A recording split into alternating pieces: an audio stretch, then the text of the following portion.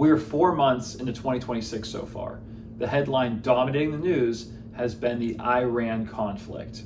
The US and Israel launched coordinated attacks against Iran in an effort to degrade their military and destroy their nuclear program. Iran responded by blocking the Strait of Hormuz to outside transport, effectively closing it.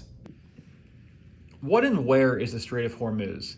We can see on the illustration there's a circle that connects the Gulf with the Arabian Sea. Iran is directly above it to the north, and there's a few other countries that border it as well.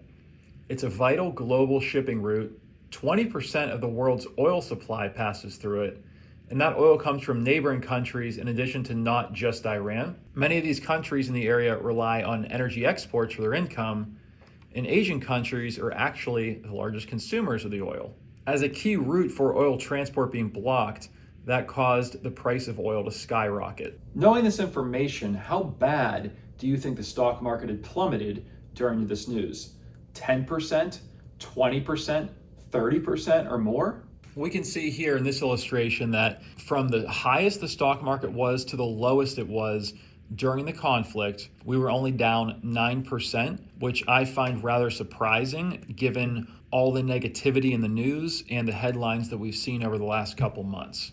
And to show you historical context, for reference, we have last year's tariffs. In that instance, we were down double, about 19% from the highest the stock market was leading up to the tariffs to the bottom of it before it recovered. In this final illustration, we have COVID-19, which it's hard to believe it's been 6 years.